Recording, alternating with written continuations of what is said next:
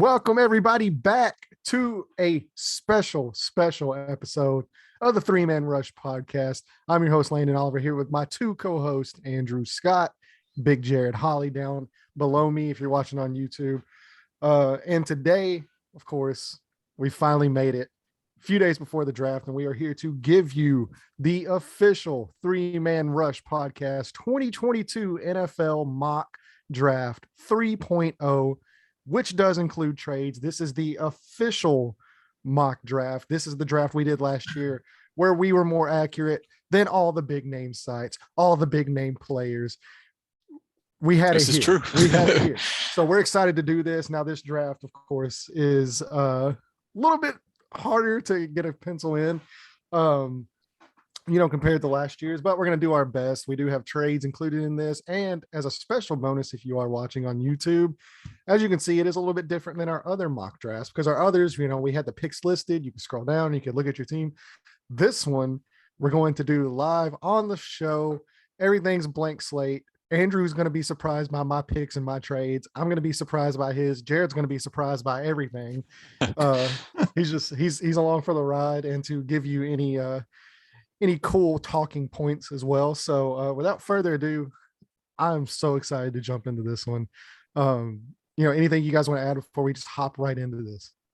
Just before we get started, I know when we're able to spike the football for ourselves, we like to do so. And we did have a very successful draft last year. We were more accurate with our first round than most of the major networks. I do want to give a shout out, though. The one person I've seen that was more accurate than us was Josh Norris with the Underground Network, Underground Fantasy. I think he hit on, I'm talking about player to team. He was like 16 of 32 picks last year or something like that.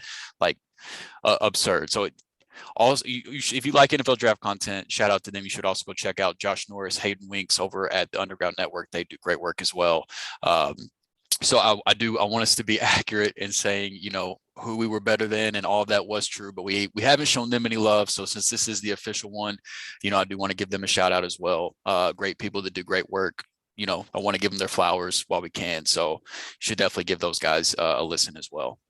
For sure. And actually, I believe your boy here did have also 16 out of 32. Oh, did you get that? I knew that you were up there with position to team, but I wasn't sure of the exact player if you were up there as well. Yeah, I had 16 to the player and team. Yeah. And then position wise, I think it was player, position and team. I think it was 20, 21 or something. 22. So there you go. Landon Oliver to the Underground Network confirmed. That's right, baby. Let's go. So this one I can already tell you I'm probably not going to be super accurate on, just because it is such a crapshoot this year. Even number one overall, there's no consensus. So everybody's just kind of playing the guessing game, and that's kind of what makes this draft so exciting, especially me as a Colts fan. Obviously, we don't have a first round pick, thanks Carson, but at the same time, I get to sit back and enjoy this because nobody knows anything about what these teams are going to do. It's going to be a full-on, fun surprise show Thursday night. And then we're getting into the second round and third round on Friday. And we're going to follow up, of course, with the rest of the draft on Saturday. So I'm really excited. This is one of my favorite times of the year. And this is truly when the season really does begin. After the draft, it seems like everything falls into place. So, one step closer to the season starting, but right now we're one step closer to the NFL draft. We're going to give you ours here live on the show. We're going to start off, of course, with Jacksonville. They do, once again, seems like it's an evergreen thing, have the number one overall pick. Will they get it right this time? I'm actually going to toss this up to Drew because I want him to break the ice here. I want him to give him, I want surprise me. Let me see what Jacksonville's going to do. Surprise me. Well, it's, we're recording this on Tuesday night of draft week. There's a little bit less than 48 hours until the draft. And it is, with it being draft week, it's also everybody is lying week. It's what do you believe week. Don't believe shit anybody says week. So you got to really sort through the shit to figure out what you truly believe. But not Johnny Depp, baby.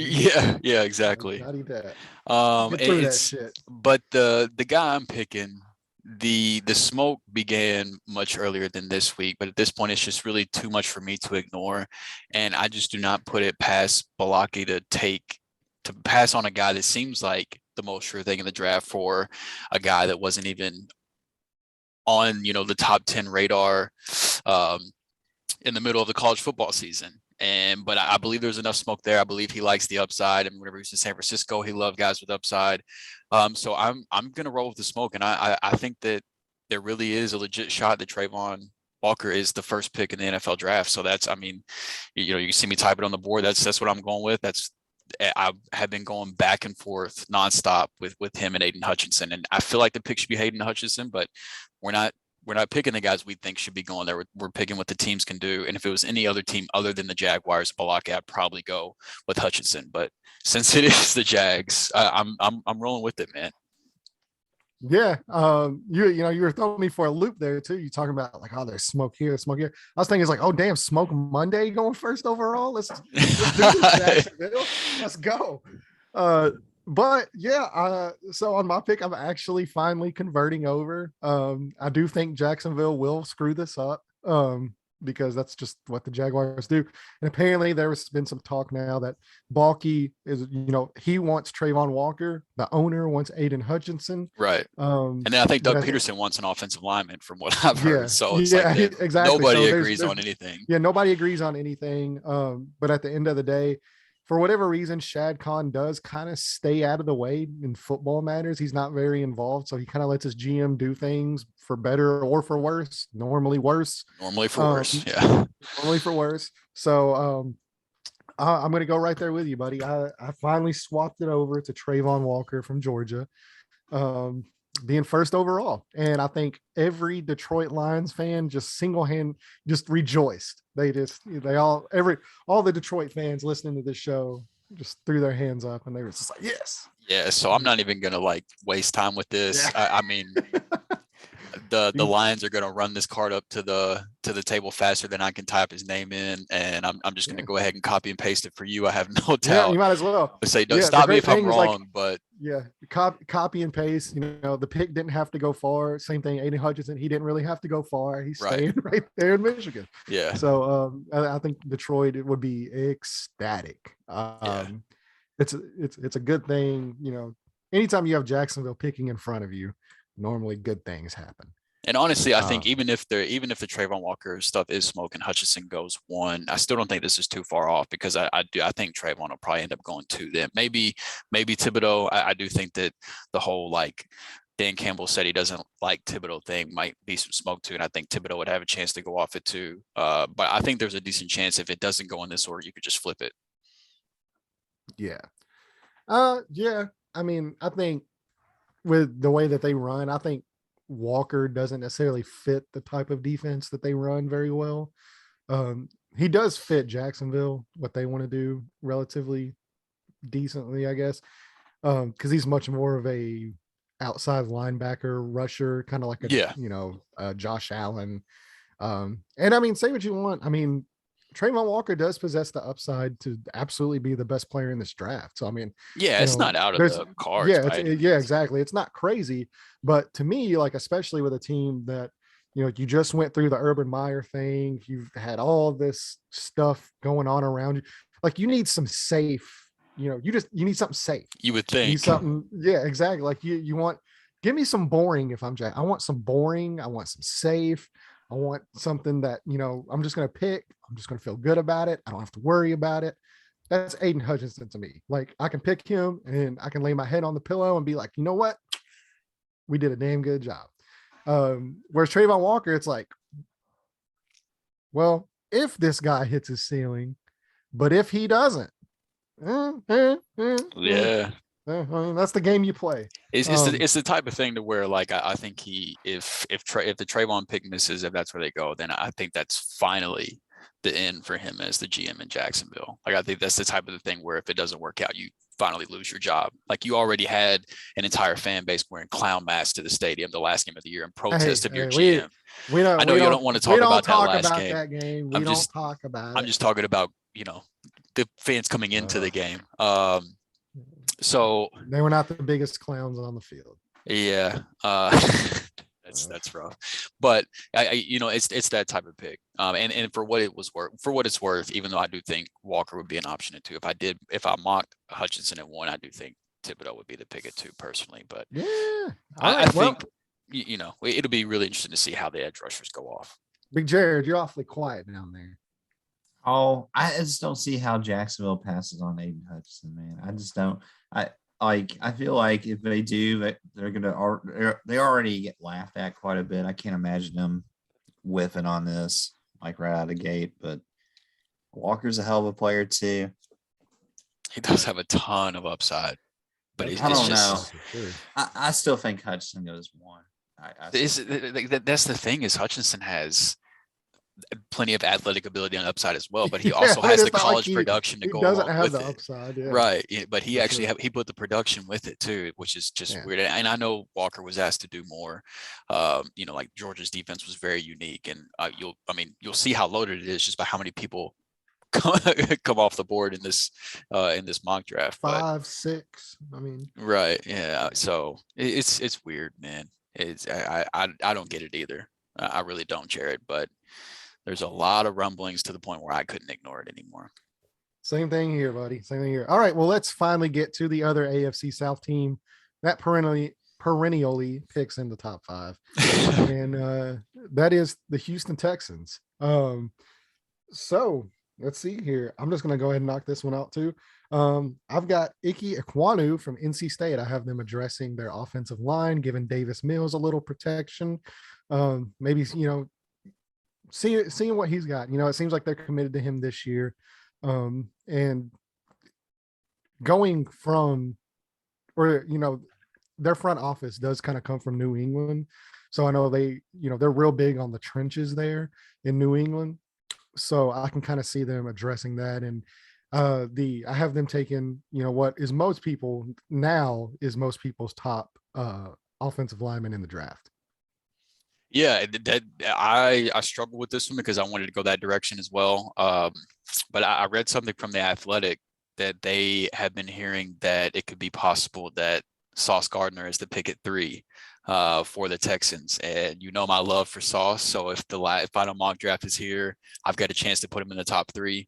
I'm just going to go ahead and do it, man. I'm going to pencil in cornerback 1 for me, Sauce Gardner. And I honestly, if they want to go corner, I don't think it's out of the question that they go Stingley either with how good his pro day was. And see, that's what I heard is that it could be Stingley at 3. Yeah, that wouldn't shock me either. I mean, the Texans seem like the type to kind of go against the grain with the consensus, and Stingley has the freshman year tape. He had the pro day. So it wouldn't shock me either if they go corner, if they went ahead and grabbed Stingley here either, honestly. But I've got a chance to put my guy in the top 3, so I'm just going to go ahead and take it, and I'm going to put Sauce in there. Yeah, I could have with Houston, I could have seen them going Stingley, or them actually even taking instead of oh my gosh, I'll butcher his name, Ekwonu. I can't even. Ekwonu, yeah. Maybe Charles Cross instead. Like maybe that's reaching a little bit, but I think the talent's there, and like if they need an offensive tackle, then like he's definitely got upside as well. Yeah. I mean, they're gonna be behind a lot. They're gonna have to throw the ball a lot, and Charles Cross is arguably the best pass blocking left tackle, and at least pro ready, right now, with how much he was asked to pass block in college. So I don't think that should be ruled out either. But I went back and forth between Ekwonu and Sauce Gardner for this one. Ended up just riding with Gardner. So a lot of really bad teams. Yeah, we're about to get to a lot of repeats now. A lot of teams with multiple first round picks. The first of which being the New York Jets at number 4. Landon, you want to throw me your pick, or do you want me to kick this one off? Because I know where I'm going this one as well. Yeah, well, I mean, I actually know where I'm doing with this one, and okay. I've got everything right here in front of me. I'm just going to go ahead and stop the slide, even though, we're only 4 picks in. The guy that before the season was now talked about as the number 1 overall pick pretty easily. I'm just going to take Kayvon Thibodeau here. Yeah. It's the same pick for me, man. Again, I talked about believe what you want. And I read a report earlier this week that someone said there's no way the Jets take Kayvon Thibodeau with the 4th pick. And if they do take an edge rusher, that the guy they're high on is Jermaine Johnson, the edge out of Florida State. And they could even take him all the way up at 4. I can't believe that. I mean, he does have plenty of upside, and I don't think it would be like the worst pick in the world if it happens, but I think that could be just some smoke because they want to get Kayvon Thibodeau here at 4. So I lean the same direction as you. I think that this is where it stops. And I think he comes off the board here. And I think, there's people projecting slides for Thibodeau. Just for what it's worth, I think his absolute 4 is the Falcons at 8. I don't think there's any way he makes. They are so badly hurting for edge rushers, and he's such a worldly talent that if he does somehow fall to 8, I don't see him getting past there at all. But I don't think he even falls that far. But if he somehow does, I think that's as far as it could possibly go. Yeah, I mean, that's I agree. I don't think he makes it out of the top 10, even though there's been some talk that he could fall out of the top 10. Look, you're going to hear a lot of, like Andrew said, you're going to hear a lot of stuff over the next few days. I don't buy into that at all. I don't think he even makes it out of the top 5. And obviously, well, from the looks of this draft, we don't think he makes it out of the top 4. So right. So now let's get to the neighboring team there in New York, the Giants. And I'll go ahead and kick this one off as well. I'm just going to take Evan Neal here, offensive tackle. I think that's clearly a huge position of need for them.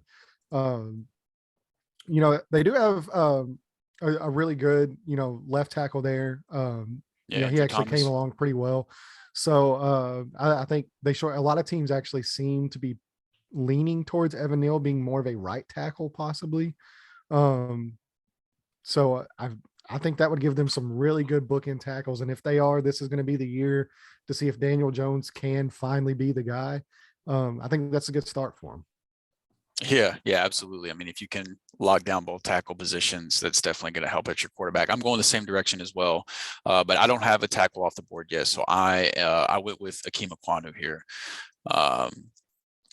So I've got the Giants taking them. I do think if they plan on addressing the offensive line like they should, the Panthers they pick right after them. They very obviously need a tackle as well, and so it would make no sense to me for them to wait until the 7th overall pick to draft a tackle and let Carolina possibly take a tackle off the board. So I think they grab one here and then dress in another position later if they even hold on to the 7th pick, which we might have them trading out of. Who knows?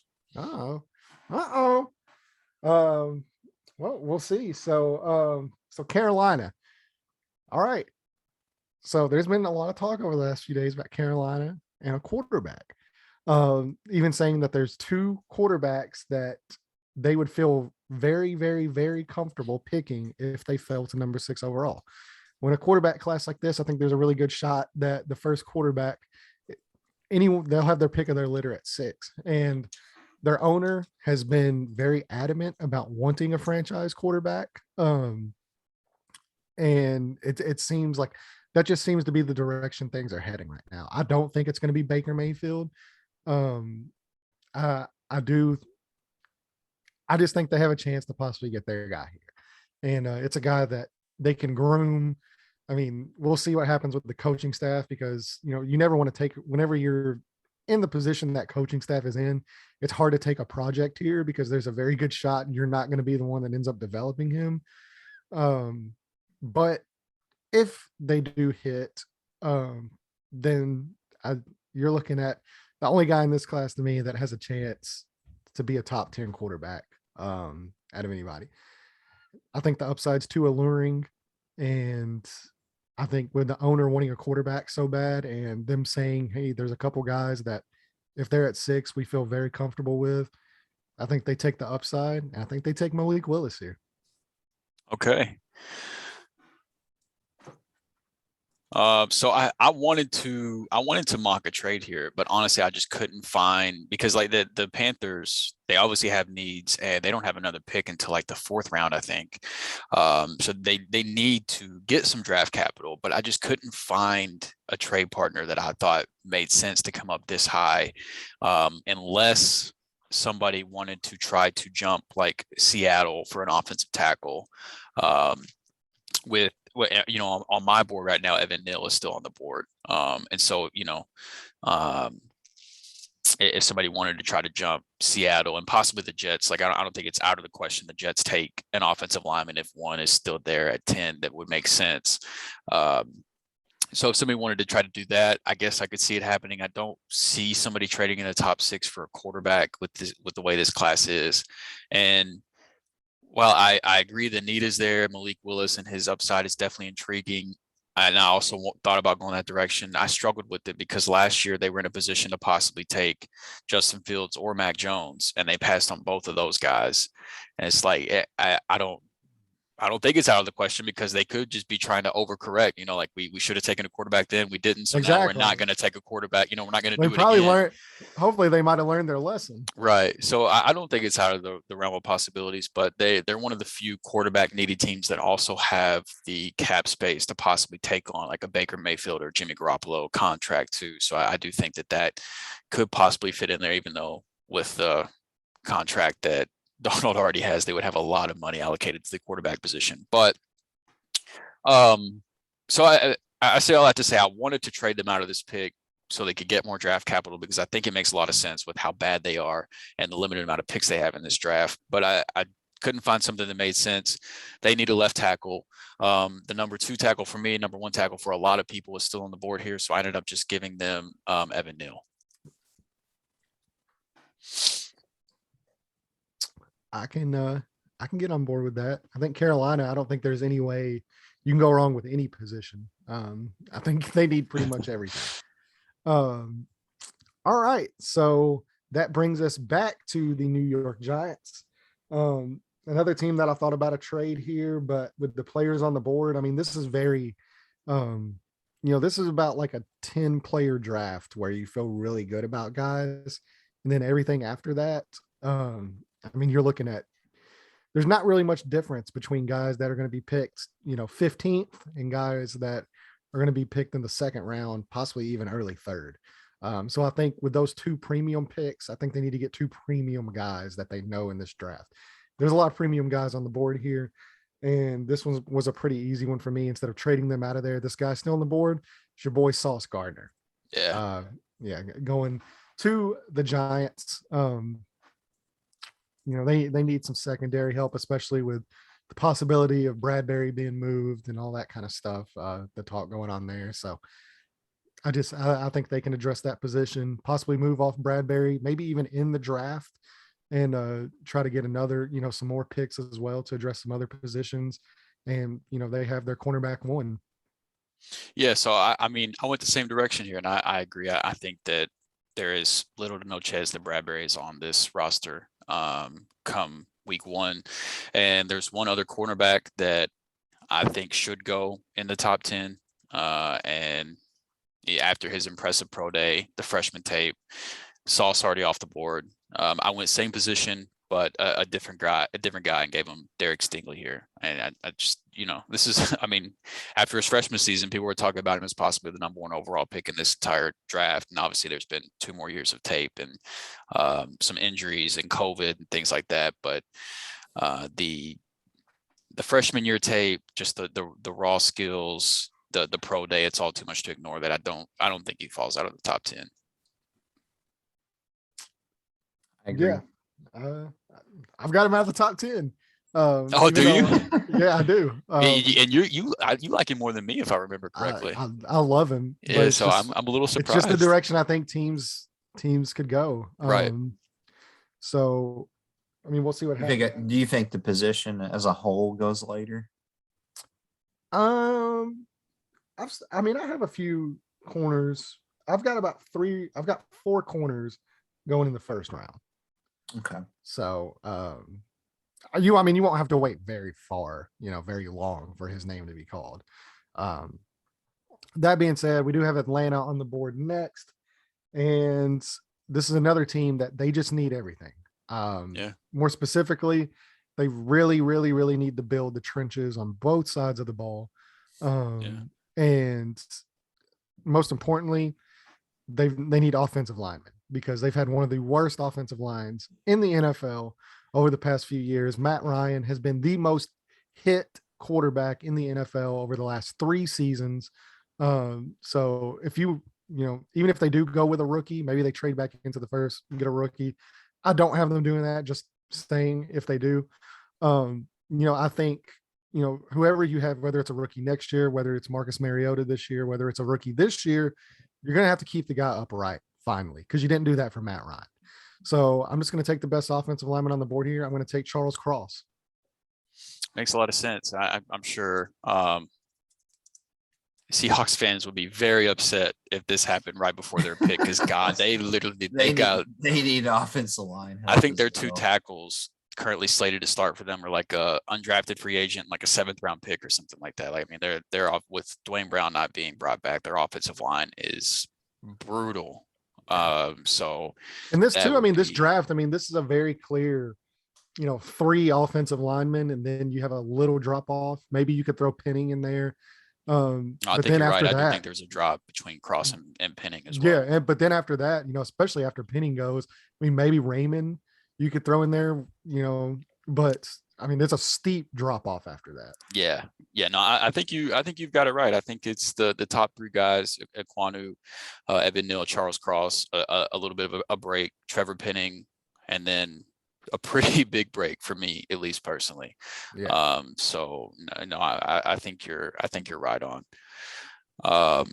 So last year, the Falcons showed that they weren't afraid to take guys that are just one of one, and position be damned, positional value, none of that. Who cares? They took tight end Kyle Pitts in the top 5, even with him being a tight end, and they're sitting here for me at another position to where they need a player.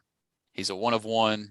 Oh, really? It's not a position that is extremely valued in the NFL.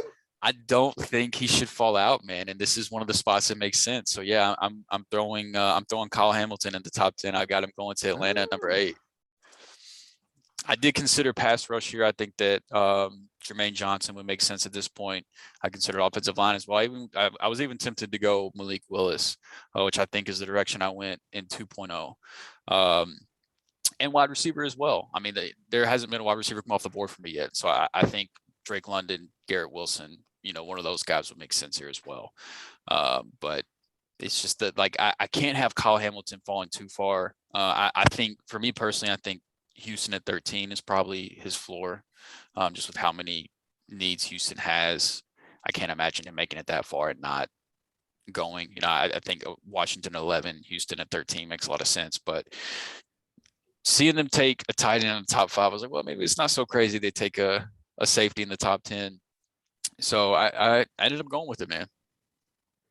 I can dig it. I can dig it. All right, so Seattle, you're on the clock. And this is another team. Russell Wilson. Yeah. This is another team that I think very clearly has needs in multiple areas. They can just kind of go with the best player available. And one of the positions I think they really do need some help is they do need some pass rush there in Seattle.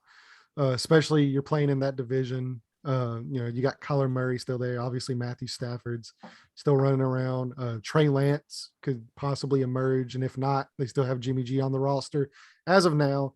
So you're going to want to get pressure on these quarterbacks, especially in that division. I have them taking Jermaine Johnson here. Okay. It'll be really interesting to see if there's any truth to the whole, to the rise of Jermaine Johnson, if he goes even higher than this come draft night. He's one guy that I'm really curious to see how real the hype is or not. Because I think that there's a good shot he goes top 10 as well. But I don't know. It's tough, man. It's tough to really peg how real all that is. So this is where I've got my first trade. The New Orleans Saints already made one trade. I think it was a precursor to them making another trade. And I've got them jumping up into the top 10 to grab the last viable offensive tackle with them. They have a clear need at left tackle after losing their franchise left tackle in free agency. And so I think they they go up and they grab Charles Cross. And I think the Seahawks are able to fall back a few picks and also recoup some more draft picks as well in the middle rounds too. On top of getting the number 16 pick from New Orleans, getting a few extra draft picks to fill some more holes. And New Orleans seems like one of those teams that isn't scared to be aggressive. They've already made one trade to get to the position they're at, to be able to have more ammo to trade up in this year's draft. And so I think they end up pulling the trigger doing so. Hey, I mean, yeah, I could definitely see a team move up into the top 10, especially like we said, this is very clearly a 3-tackle draft there at the top of the class. So if you want your guy, you're definitely probably going to have to get into the top 10 to grab that guy if they do end up slipping. All right, which brings the Jets back on the board for me. Seems like most of this draft is just staying in New York. So, yeah, I have them finally, after failed attempt, there's been talk they're willing to trade this pick for Deebo Samuel. They're willing to trade this pick for DK Metcalf. They're willing, they want a wide receiver. They wanted to trade for Amari Cooper. They wanted to trade for Tyreek Hill. Any receiver that's become available that's a top end receiver, they were in. Yeah, they were in on it. Yeah, they were in on, but the receivers were not in on them. Luckily for them, the draft, you don't get a choice. These guys have no choice. Yeah, exactly. So I am extremely sorry, Jameson Williams. You are going to the New York Jets. But then again, hey, look, if they leave the draft with Kayvon Thibodeau and Jameson Williams, it's a heck of a draft. Good way to start. Good way to start. So to me, especially now with the rehab going as well as it has, they say he should be ready to start the season. And, there's talks about this guy. I mean, even before the injury, he would have been the best wide receiver in this class. Now that the injury doesn't seem to be much of an issue at all, especially with the way he's running. I don't know if you've seen any of his workout videos. Yeah. I mean, yeah, this guy just, to me, he just oozes talent. And, they have their big body guys there in New York, with Corey Davis and some of the other guys there. So they need somebody to stretch the field. And I don't know if there's a better guy in this draft to do that than Jameson Williams. No, I mean, you could make an argument possibly for Chris Olave, but I would agree that I think Jameson Williams is the best from that aspect as well. Despite the Corey Davis signing, I do still think they could use another big body receiver. I like what Elijah Moore gives them as far as like a slot safety blanket, that type of thing. But I think it would be good to have another big target for Zach Wilson to be able to throw to. To overthrow. Yeah, he's a little bit more difficult to overthrow. So I did go with Drake London here as the first wide receiver off the board going to the Jets. So wherever they go, we do agree the Jets finally get their wideout. We've got them taking the same pass rusher and then the same position at the same pass rusher at 4 and then the same position at 10. So regardless, it's 100% confirmed. They're leaving with an edge rusher and a wide receiver. No doubt about it. Lock it in. There we go. That's the top 10 though. So I'm Jared. Any glaring omissions? Anybody that shouldn't be there that isn't there that should be? No, it looks pretty straightforward to me. Like, you guys got some good picks on here. Like, it's a little bit different. I definitely think Stingley will be in the top 10. I know that's kind of up to debate, but I think he'll be in the top 10. There's one guy too that I don't know how you guys feel about it. Ahmad Gardner from Cincinnati. Yeah, Sauce Gardner. Yeah. It's Sauce. Okay, shit. Oh my Lord. Never mind. Yeah, he's in the top. He's in the top 3. He didn't make it out of the top 7 for either of us. Yeah. Yeah, I think, man, he's going to be really good. He's going to be really good. Yeah, he's going to be special. All right. Well, that's the top 10. Now we get to go through the 11 through 20 here. We're really excited. Hope you guys are enjoying this live draft with us on YouTube. You're able to see who your team gets, especially from one of the most, if not the most accurate mock draft duo in the business right now. That's what we do, baby. It's gonna suck if this just completely whiffs. Oh yeah, this is gonna bomb. This one's gonna bomb. This is such. I went so back and forth, especially some of the trades I made. Some of these guys are gonna be like, what? And what's crazy is like you haven't even seen me make a trade yet. No. But don't worry, it is coming, and I do have logic as to why this is happening. So it's not just like I'm pulling this out of my ass, even though I am kind of pulling this out of my ass. That's part of mock drafts anyway. Exactly, man. This is all fun. We're not monetized on YouTube, at least not yet. If you want to give us a subscription, give us a watch, go ahead. Maybe we can get monetized. It's all up to you, the listener. We have nothing to do with it. So Washington, you traded for Carson Wentz. You took on all his salary. Thank you so much. I really appreciate you. And for that alone, you're going to need a bright spot this season. You're going to need something to look forward to. We're not going quarterback, though. You're sticking with Carl, okay? And but like I said, I do want to give you a nice consolation prize and a big thank you from Colts Nation. So, Kyle Hamilton, welcome to Washington. I know Washington fans, this has been their guy on Twitter. They've been all about Kyle Hamilton. And the first official draft pick of the Commanders. That's Hamilton right. Is a Commander. And I think it's a good pick. I think he's a good player. So congratulations, Washington. I wish you all the luck this year. Especially, I need Big Carson to play 70% of those snaps. Give your boy that second round pick. Let's go. Drew, what you got my boys in Washington doing? So I'm following Ron on this one. Interesting note from Josh Norris that I mentioned on 2.0 as well, is that Ron Rivera has only been to a handful of non-North Carolina located pro days, obviously with his time as the Panthers head coach. And those were Cam Newton, Patrick Peterson, and Christian McCaffrey were the three non-North Carolina located pro days that Ron Rivera attended. And then this year he made it 4 whenever he went to get up close and personal with the Ohio State wide receivers. And in this one, Garrett Wilson is still on the board for me. So, just following that little pro day nugget and Wilson still being on the board, I think if it does shake out this way and he does stay on the board up to this point, with the need they have to get somebody opposite of Terry McLaurin, if there's any truth to the fact that they believe that Wentz is not a bridge quarterback and that he is the answer to the quarterback position to them, you're going to have to give him some guys to throw to if you actually believe that's the case. And so I think that with the little pro day nugget that's out there mixed with the fact that Wilson's still on the board, that's the direction I am going with this pick. Yeah. You already know Garrett Wilson, my favorite wide receiver in the class, other than Jamison Williams. So yeah, I think that'd be a great pick. I do know now, especially since I believe they released or they're going to release Landon Collins.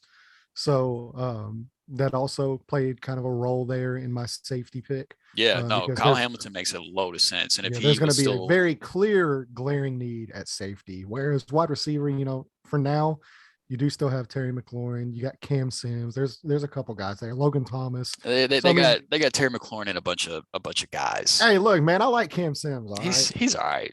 I like Cam Sims. I mean, they signed Curtis Samuel too, but he'll probably play like 12 snaps next year. So that's true. But I mean, like I said, they do have Logan Thomas. So I mean, they've got some pass catches. And then obviously, they've got their wide receiver one even over Terry McLaurin back in the running back room. So they sure did bring McKissick back. Not Antonio Gibson. JD McKissick, wide receiver one for the Washington. Although now that Carson is playing, Carson hates throwing to the running back. He hates running backs, man. Yeah. So JD McKissick is dead. Antonio Gibson is too, because he's gonna audible out of run plays and just throw it to receivers all the time. So just more reason for them to get more pass catchers. Terry McLaurin loves triple coverage. Yeah. Wentz isn't gonna let us run the ball, and he's not gonna pass it to our running back. So they got to give him some more guys to throw to. Hey, look, you can say, for all Wentz does hate running backs, he did lead the offense with the best running back in football last year, and for the foreseeable future. Yeah, JT's just built different though. That's true. He might be the only guy that can overcome Carson Wentz. I don't want to leave any podcast without giving my boy JT a big shout out, because I want you to, I want you to realize what kind of a special talent we're seeing. This is probably the best running back since Adrian Peterson that we're laying eyes on. That's right. That's right. Look, I'm just saying. I'm not going to argue. Now it's not a time or place, and I don't know if I even want to. I don't even know if I want to argue that. So I think Adrian Peterson's still active too, isn't he? He's a free agent. Is he? Yeah. He'll be signed. He'll be signed like week 10 whenever a couple running backs go down. Yeah, there'll be somebody that could use him. So speaking of Adrian Peterson, now we move on to Adrian Peterson's former team that he made a name with, and that is the Minnesota Vikings. And all Vikings fans are ecstatic here as well. Patrick Peterson's coming back. We're going to bring you another LSU cornerback here, and that is my boy Derek Stingley Jr. joining the Minnesota Vikings to learn from Patrick Peterson. And I think they could form a very good duo up there in the all frozen north. Man, if he makes it down, that has to be like every Vikings fan's dream, is for Stingley to fall to 12. I'm a man of the people. I'm giving the Jets their wide receiver. I'm giving the Commanders Kyle Hamilton. I'm giving the Vikings Derek Stingley Jr. You're welcome. If you're watching this, you are welcome. At this point, if you're a fan of a team in the top 12, you have to be thrilled with Landon's mock draft. I mean, this is like every team's dream scenario, basically, unless Panther fans don't want a quarterback. I'm telling you right now, you tell me right now, do you want Malik Willis or do you want Sam Darnold? I'm just saying. Yeah, I don't know. I met Panthers fans are probably pretty miserable. I'm gonna. I'm saying this though. The last time they took a quarterback that had some wheels, that was associated with Auburn at some point in his college career, it worked out pretty well for you. There are some dots to connect there. It worked out really well for you. So I'm gonna take the same position as well. I'm gonna grab another corner. I know I've seen some stuff about like I think it's his arm length is a concern, stuff like that with Trent McDuffie. But I think that even with Patrick Peterson coming back, I mean, look, Patrick Peterson was on this team last year and the secondary was still bad. Patrick Peterson re-signing changes nothing for me. I think they still need some help, and I think they go with. I think this is like the second time out of 3 that I've mocked Trent McDuffie to him, and I'm pretty sure all 3 mock drafts I've mocked a corner. I think I had Stingley falling to them in 2.0. So I'm pretty settled on the position they go here, but the player has been kind of flip flop. But I'm sticking same position as you, just a different player since Stingley was already off the board. I have a sleeper pick. Since my dog is a Vikings fan, he wants me to give you guys this one. Tyler Linderbaum. The center. Oh, the center. I think that's an area that they need some help in. They do need a center. Yeah. Could be a big, I mean, that would set draft Twitter on fire if they took a center at the 12th overall pick. I'm just especially saying. With Derek Stingley on the board. Yeah, Derek Stingley's there. Oh my God! Like if you just take positional value away, there's an argument to be made that Tyler Linderbaum is one of the 12 best players in this draft. Like I don't think that that's a far-fetched statement. It's just the whole. By far the best center in the draft too. He's got definitely. some length. He's got some length issue. I mean, he's kind of on the smaller side for a center. It's still a stronger guy, but he's much more of like a zone blocking guy instead of like a power run blocking guy. So he is kind of very scheme specific as to where you plug and play him. So he might not be every team. That's why you've kind of seen him in a lot of mocks kind of fall out of the second or fall out of the first round, kind of towards beginning of the second round. To that point, though, I think with Kevin O'Connell coming in from the Rams to be the Vikings head coach, I think that might actually be a good fit. Yeah. But again, that would, I would love to see it happen just to watch the internet go up in flames. Oh yeah, I'd be all right. But yeah, so look, Vikings Twitter. There's gonna be some weird stuff happening. Vikings Twitter that is watching the show. Vikings Twitter now hates Jared. Confirmed for passing on these 2 cornerbacks for a niche role center, even though I do like Tyler Linderbaum and I still have him in the first round. Just heads up. Still heads up. All right, so now let's get here to Houston. I'm gonna let Drew take this one first. I've been going first a lot of times, so I'm gonna switch it up a little bit. Yeah, so this one was one that I went back and forth on. This was another one where I think this makes a lot of sense with them already having a pick in the first round. I think it would make a lot of sense for them with all the needs that they have. I mean, they need basically every position. I think it would make a lot of sense for them to trade out of this pick. I had trouble finding a trade partner, so I'm not mocking a trade here, but I think it would make a lot of sense. I don't think they trade out of the top 3 pick, but I do think there's a decent chance they trade out of this one. I'm going with the guy that I think the NFL is higher on than I am, and I'm going to go with George Karlaftis. So I got them addressing pass rush. Okay. All right. Well, look, if Drew's not going to do it, your boy's going to do it, because this is a New England team, and we know what New England loves to do. They love to trade now. They love to get more picks, and they're trading with a team here that has shown they're not afraid to get aggressive to go get their guy, whether it be via trade, whether it be via draft, it doesn't matter. And especially they got a pretty glaring need now after they just traded away one of the best wide receivers in the NFL. That's right. I have Kansas City trading both of their first round picks to move up to 13 to get their Tyreek Hill replacement. And that is Garrett Wilson from Ohio State. God, that would be so much fun for real life NFL. Yeah. So, I mean, that being said, like I said, you can go ahead and put both of those, although I will give you a little tidbit. Don't get too used they're not keeping both of them. Don't get used to both those Texans picks being on the board. That's all right.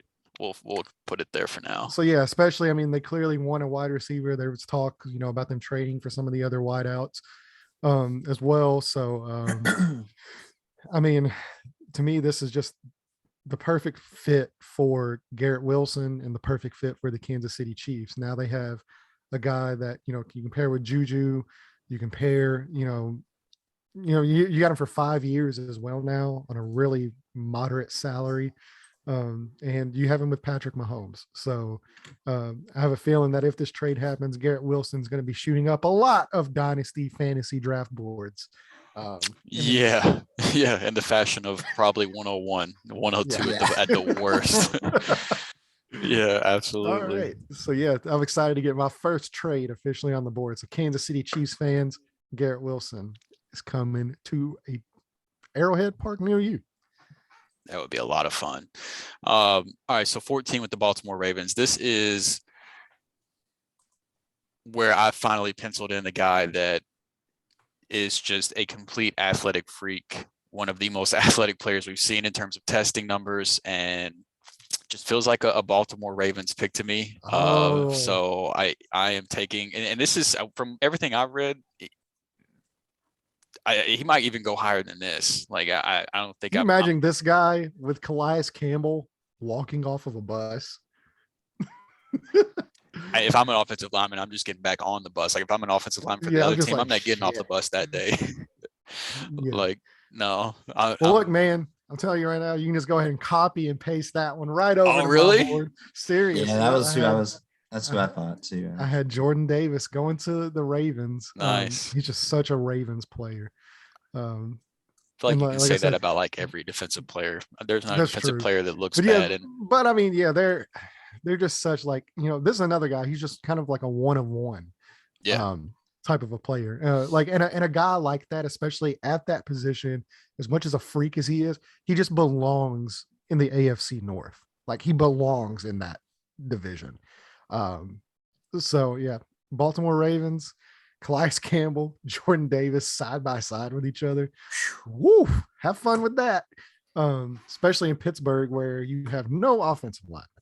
All right, so Philadelphia is on the clock here. And I'm going to predict your pick here. Oh, let's go. Well, I'm gonna let you go first, and Landon. I'm gonna let him get the prediction out of the way. Jared, where's he going? Come on, Big Jared. He's going linebacker. Wrong. Oh, So if it would have been a linebacker, is it Devin Lloyd or Nakobe Dean? Devin Lloyd. I agree. But Landon has already let us know that that's not. That is not. I'm going to stop the slide here for Drake's wide receiver, or for Drew's wide receiver. When I said Drake, like we got all fucking just Hona, you're coming to Philly. That's Drake London. This would be the best case scenario for the Philadelphia Eagles, because there's a lot of guys, you have Chris Olave, Jameson Williams, Garrett Wilson. They're all kind of on the smaller side. They are 6 foot or under, but I mean, they already have Jalen Reagor, who might not even make the roster. But then they just drafted Devonte Smith last year. He's another kind of a smaller guy. They need that big bodied wide out who can go up, get the ball high pointed in the red zone, and can just give them a big body to throw the ball to, especially with Jalen Hurts there. I think this would be the best case scenario for the Philadelphia Eagles. Man, Drake London, Devonte Smith, Dallas Goedert. You're not going to have to wait long to figure out if Jalen Hurts is your guy or not. Yeah, especially with that O-line coming back healthy. That's a good O-line too. Right. So this is where I've got a trade coming in.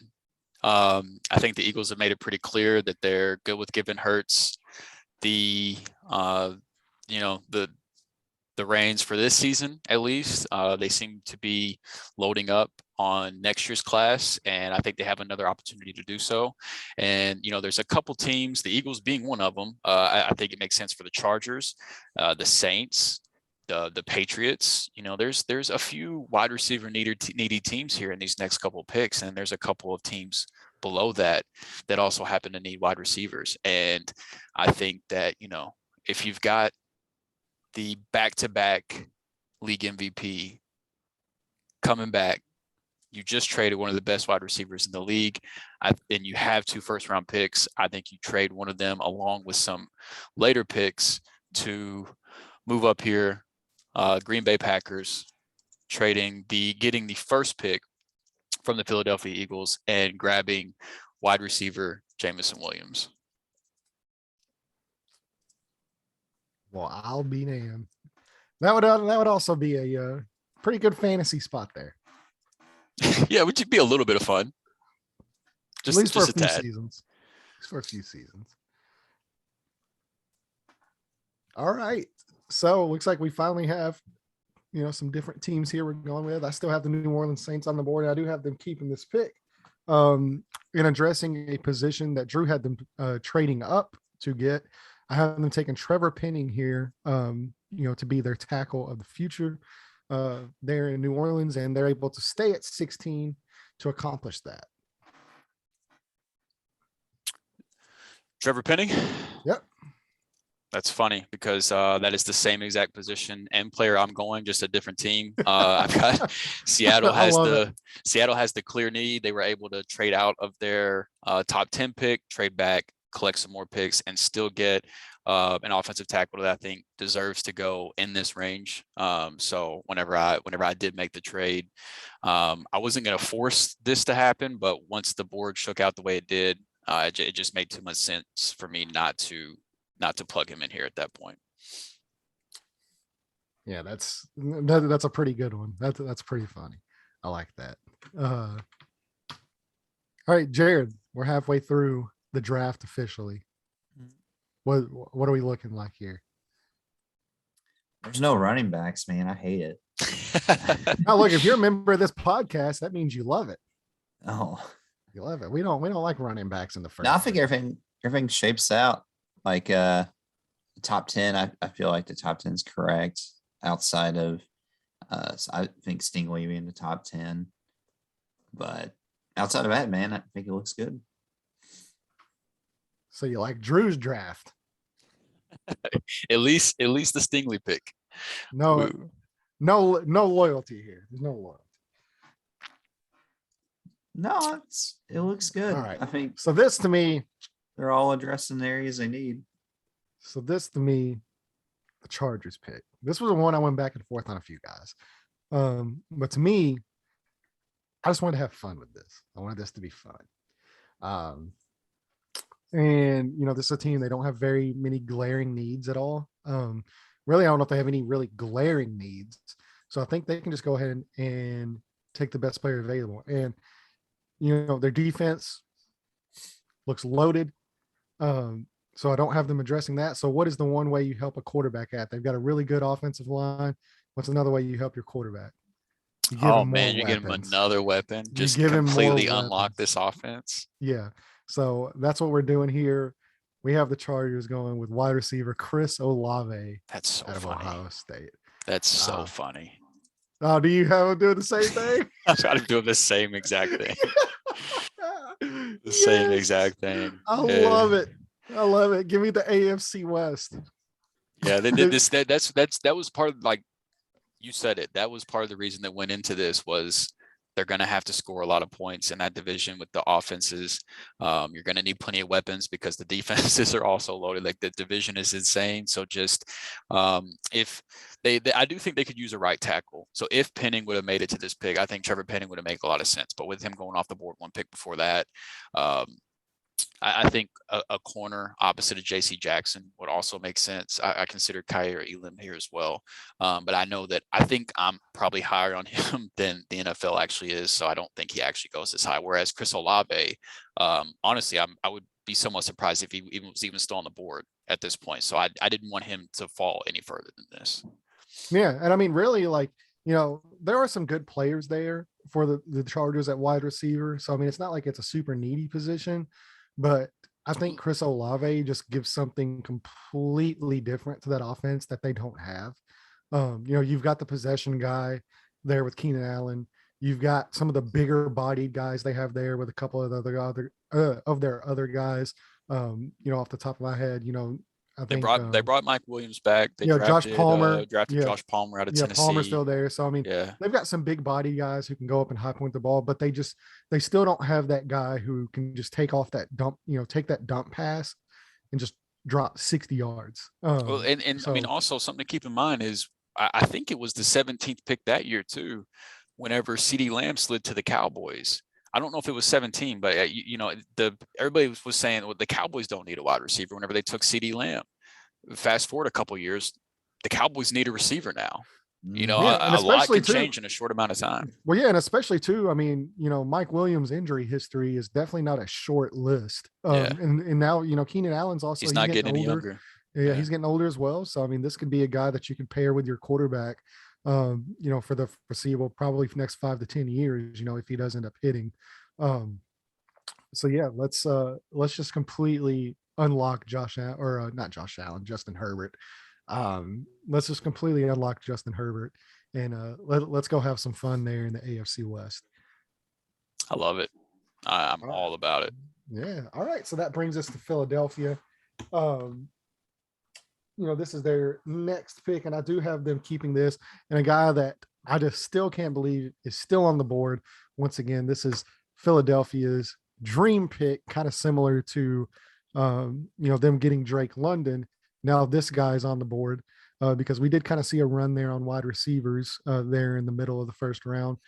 This guy's still out there. And, you know, maybe, like you said, could be the short arms. Could be a few other things, but I think Philadelphia would be ecstatic to pair this guy. Yeah, you already knew where I was going with that. Well, yeah. Yeah, that is Trent McDuffie, cornerback. I think him and Darius Slay could really give them a high-end cornerback room. So yeah, Philadelphia, Drake London, Trent McDuffie. Somehow they land both of those guys. You know, that's once again, that's a heck of a draft. Yeah, I think they would be just fine with that. So again, this is probably too high, but I did read that he could be going a little higher than expected. And I didn't put him at 17. He's not dropping much farther. I'm going with the same position, but I'm going to take Kyrie Elam out of Florida. I like him more than Andrew Booth Jr. personally. I don't really have a read on which one comes off the board first in terms of the four. I feel pretty confident in the first 3 corners coming off. And I think at least 4, if not maybe 5 or 6, you know, depending on how you slot in Daxton Hill. I think that many could come off in the first round. And this is one of the spots where it makes sense. I don't know if multiple first round picks will be enough for the Eagles to finally take a linebacker in the first round. I think Devin Lloyd would make a lot of sense here. but it's hard to ignore the GM's track record of not drafting that position in the first round. So ended up not pulling the trigger on that, even though I think that he should have been off the board by now, but he won't be on the board much longer. Spoiler alert. Still no Devin Lloyd, huh? No, not yet. Not much longer, though. The wait's almost over, at least for me. Yeah, it's almost there. All right. So now that brings us to the New Orleans Saints. Another glaring position that they need. They took their tackle, but now, like I said, we've kind of seen that run on wide receivers go. We saw Kansas City trade up in my mock draft, Philadelphia, Los Angeles. Every other pick has been a wide receiver. So we're going to keep that trend. And, this is probably going to disappoint a lot of Green Bay fans, but I have them taking Treylon Burks here. Yeah, that would definitely be upsetting. I think there's an E. K-E-S. You sure? Yes. No, it's just B-U-R-K-S. Yeah. Well, I have that wrong. So I don't think it shakes out this way. This is one of what I think is going to be a clear miss of my final mock draft. But I don't know what to do with this quarterback class. But we're 19 picks in. I don't think it goes any further than this. I think that this has got to be like the floor for a quarterback to get taken. And even though the Saints traded up to draft an offensive tackle, with no quarterbacks off the board, if you've got a chance to take your quarterback of choice, I think they do so. And I think that this is where Malik Willis would come off. Again, I think this is going to be one where I miss. I don't expect Malik Willis to go this low. But I had trouble sliding him in. I thought about possibly having Pittsburgh trade up, but that doesn't really seem like their style to do. So it just was kind of how it worked out. So I want to get you guys' thoughts on this, and I'm going to go ahead and roll to the next one because I've got a very small quarterback run going there where then I think the Pittsburgh guy stays in Pittsburgh, and I got Kenny Pickett going to the you can Steelers copy right and paste after that. that one right over. Yeah, I'm with you 100% on that. Okay, easy enough. So, but I'm curious what y'all's take is on what the hell do you do with the quarterbacks this year? It's a tough one. It is a tough one, man. So I mean, especially with the quarterback position, I think you could see kind of a run there at the end of the draft where you might have some second round grades on some guys, but you want to get that 5th-year option in for that quarterback position in case they do hit.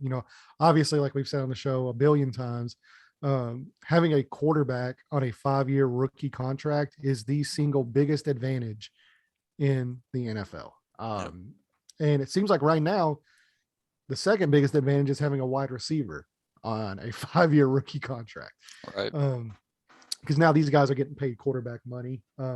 So yeah, like I said, I mean, I think there's two kind of clear guys, even though I'm not really that sold on Kenny Pickett. I mean, a guy that I can kind of see him becoming, I'll say this about Kenny Pickett. I think his floor is very safe. I think, and that just seems kind of like the Pittsburgh mold. It's like, he's a very safe pick.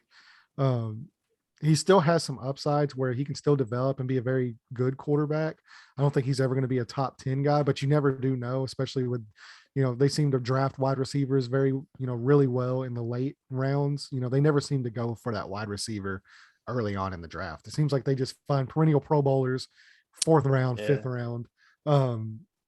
So yeah, I mean, I think they can get a guy, have him, Mason Rudolph, and Mitch Trubisky, battle it out in camp. Whoever emerges as the starter there. And then worst case scenario, Kenny Pickett gets to set for a year, kind of learn the ins and outs of the NFL from a very, very stable, good organization, who I think any quarterback they get, I think they can succeed there. That's one of the very few organizations that has been extremely stable. And I still think Ben Roethlisberger is probably going to be around. He'll be available to help the rookie. A guy that Kenny Pickett does kind of remind me of a little bit is like a guy like Tony Romo. Doesn't have the biggest arm, also kind of had smaller hands. That's the big running joke there. But look, Kenny Pickett played in pit weather. So I mean, it's not like the guys out here, in freaking, Bora Bora throwing football passes, sunny 90 degrees. He played really well in Pitt. Had a really good senior season, even though it was his 5th year senior season. Hey, sometimes it takes guys time to develop. So, I mean, yeah, so I don't know. It's a tough quarterback class. It's a tough quarterback class. But like I said, I think having one of these quarterbacks, who could possibly be the guy on a 5th-year rookie contract, if they do end up hitting, that's the ticket to the Super Bowl recently. Having a top tier, even if it's not a top 5-10 quarterback, having an above average starting quarterback on a 5-year rookie deal, you can get to the Super Bowl.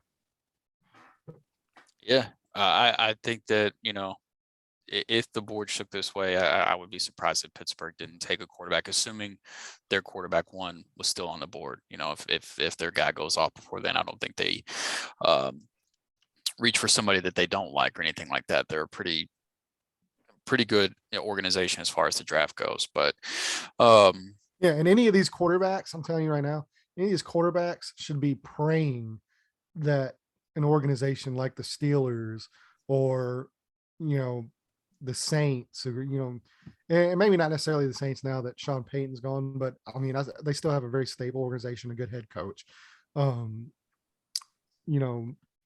That they're able to land in a spot like that has history of surrounding them with talent, has a history of being stable when it comes to coaching. The Steelers, the Saints, they don't go through coaches a lot. So I mean, you're able to stay there for a little while. I think their GMs are firmly in place there as well. So yeah, I mean, you should be praying that you go to a team like that, as opposed to I'm sorry, Panthers fans, but a team that seems to be extremely dysfunctional right now with this, the Panthers, where you don't know who's going to be the head coach next year. You don't know who the GM is going to be next year. There's not a, yeah, exactly. So, I mean, you don't really necessarily know what the future holds there. Whereas, you go to an organization like the Steelers, you kind of know where things are headed in that organization. You come in, you've already got some weapons. Freiermuth's there, Deontay Johnson's there. Other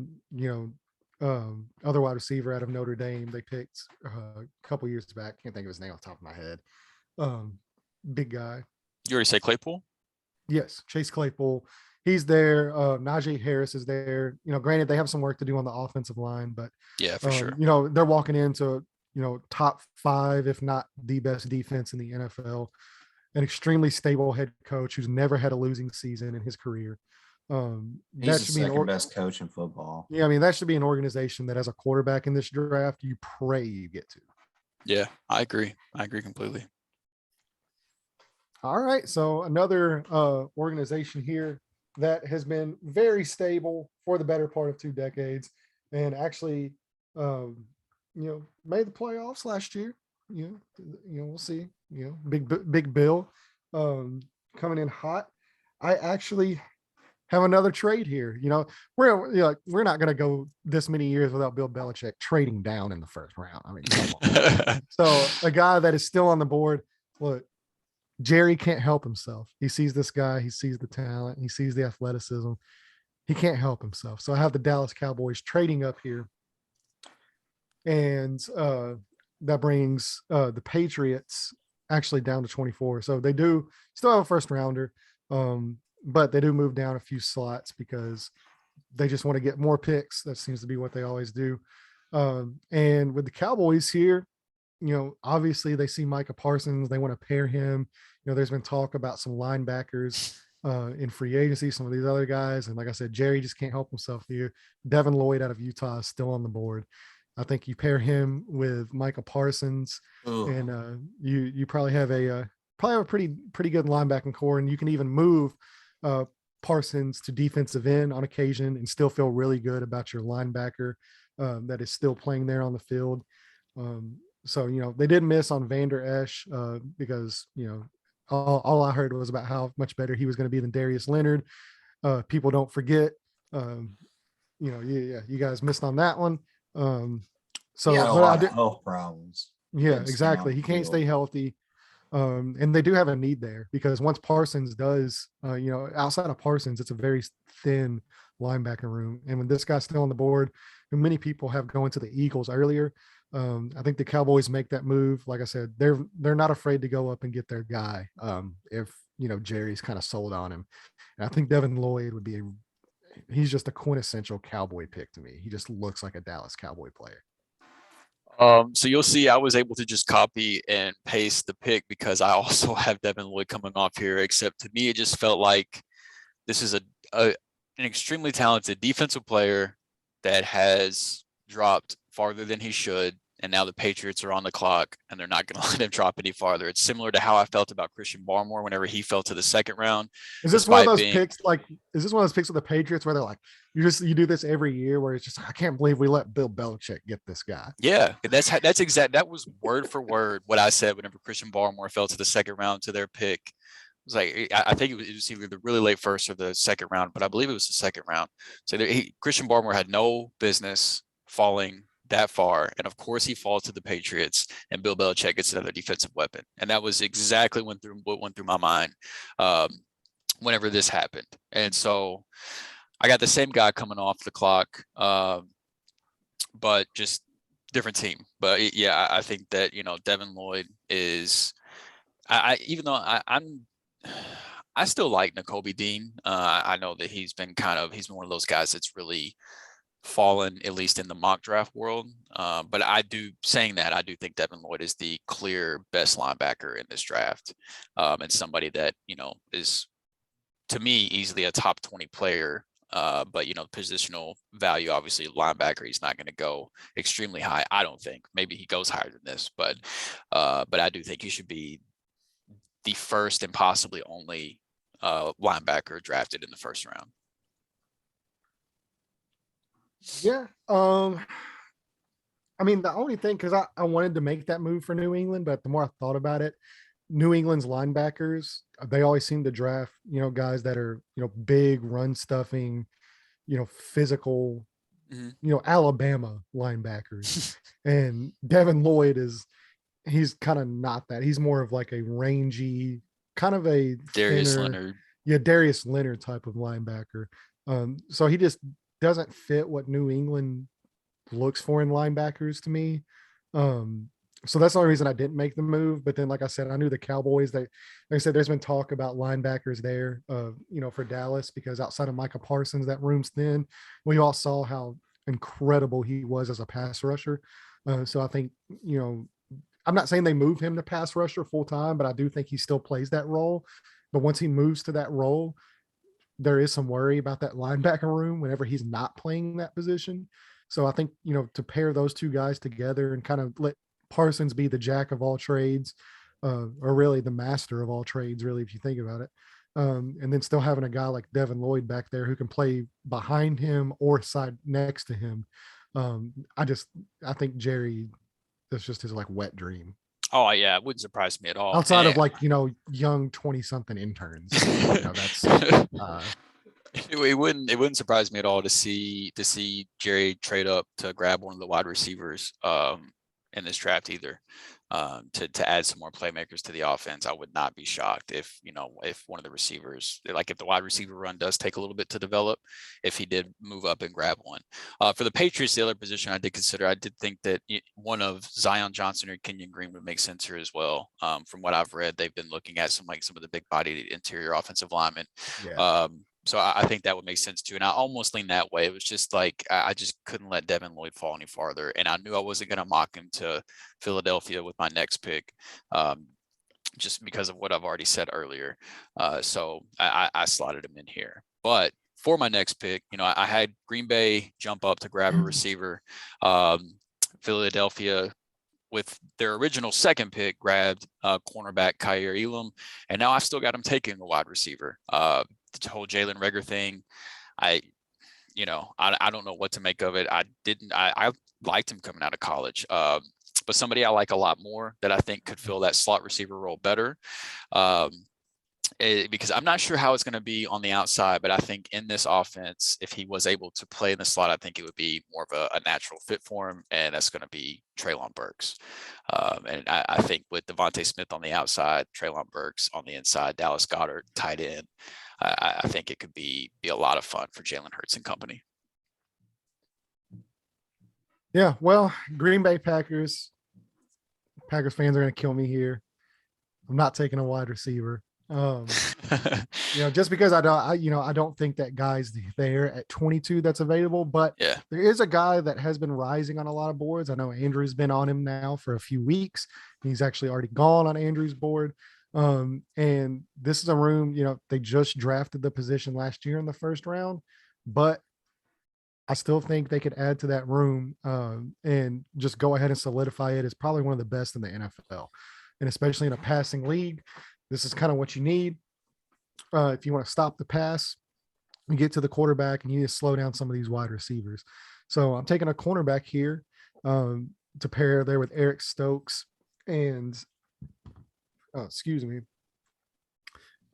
Alexander. Yeah, and I know they still have Rasul Douglas too, who had a really good season.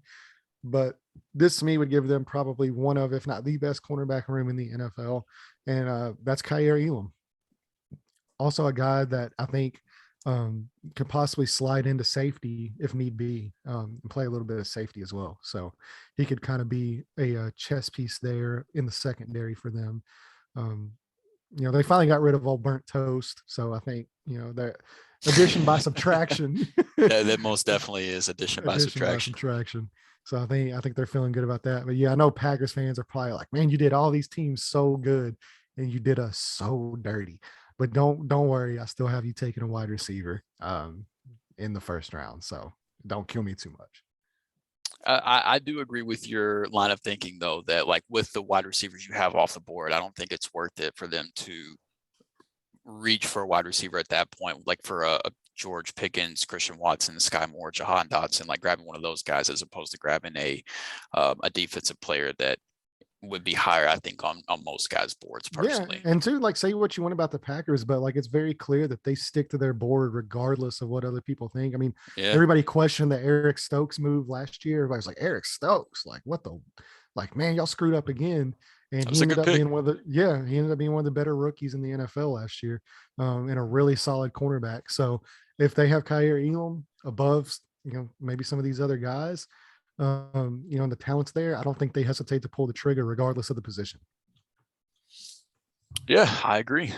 All right, so then we've got the same team picking here for the first time in a couple picks. So 23 Arizona Cardinals. Who you got coming off to Arizona? All right, Arizona. They've went defense the last few years. Obviously, they've got their weapons. They have some decent running backs. They've got Kyler Murray. Their biggest need, once again, continues to be the offensive line. More specifically, the interior offensive line. They finally have their center.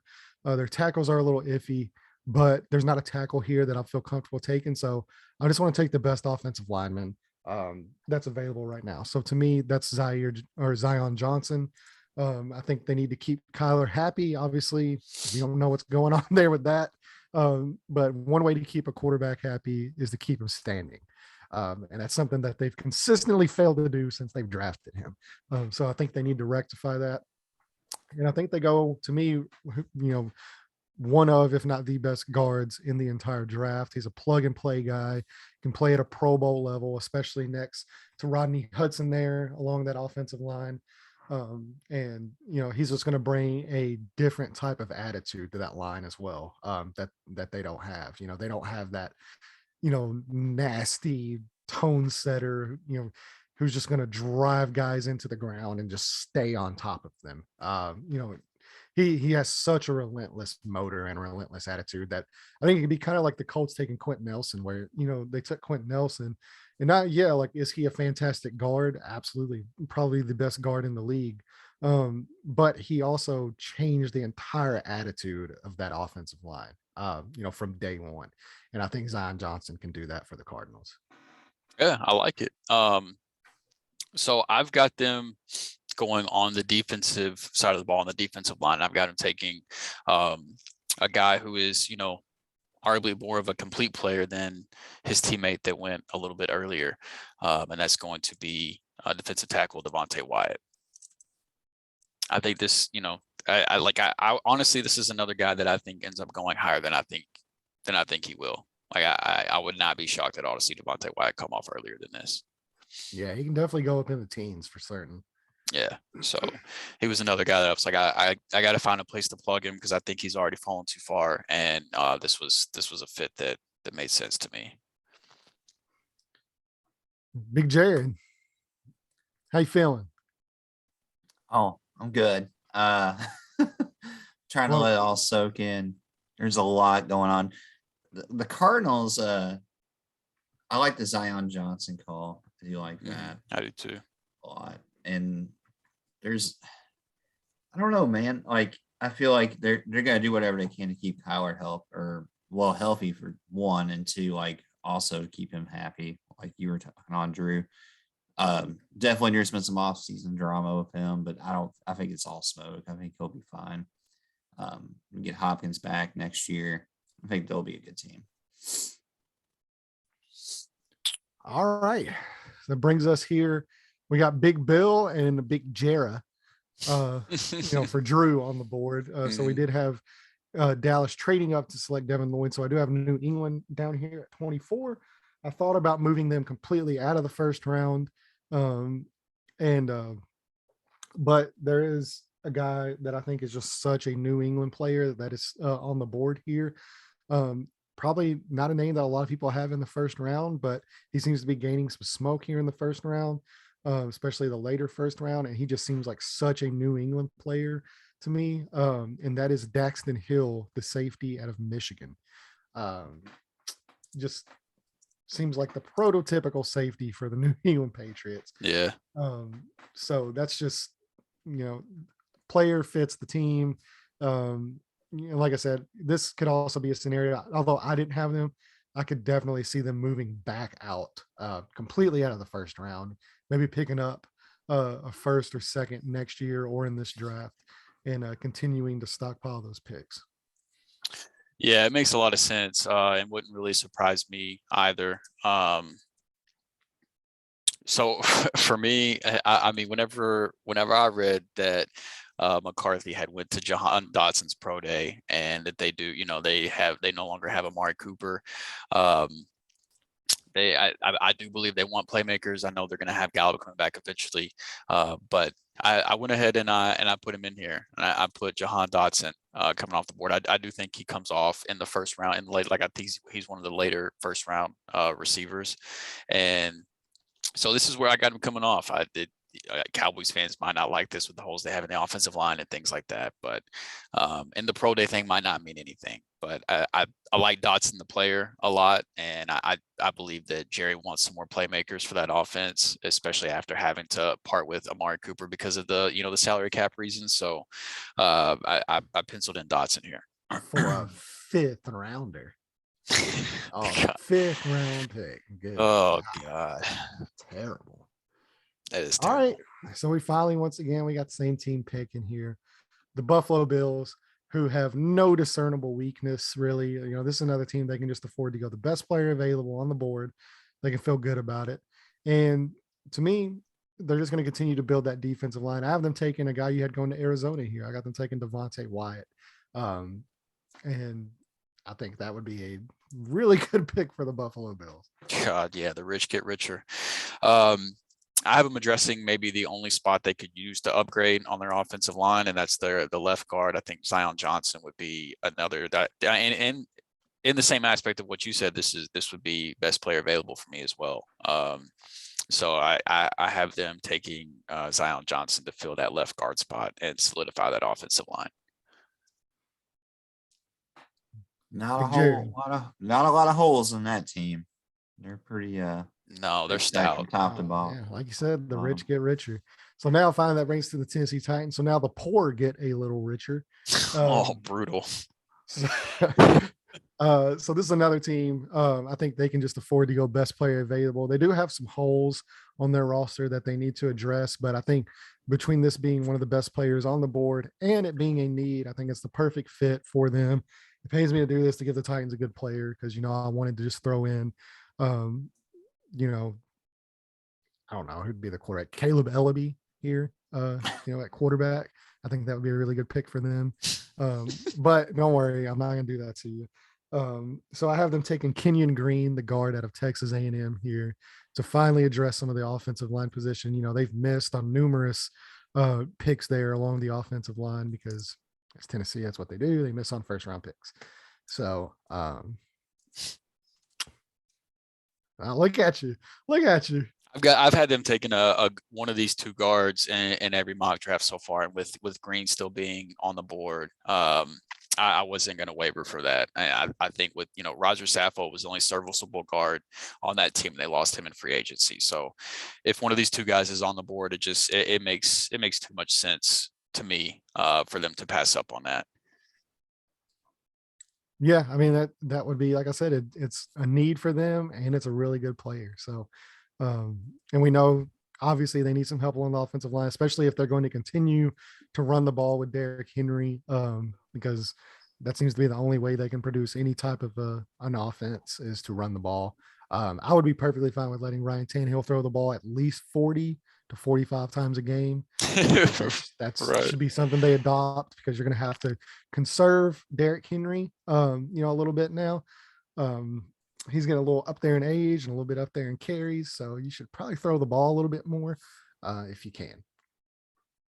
So speaking of throwing the ball, here's a team that throws the ball a lot. Obviously, they got the GOAT back in the league, at least for one more season.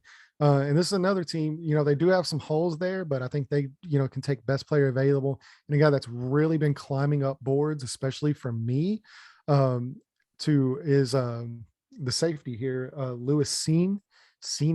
I don't know how you pronounce it exactly, but out of Georgia. He's a guy that seems to be really coming on into that back end of the first round.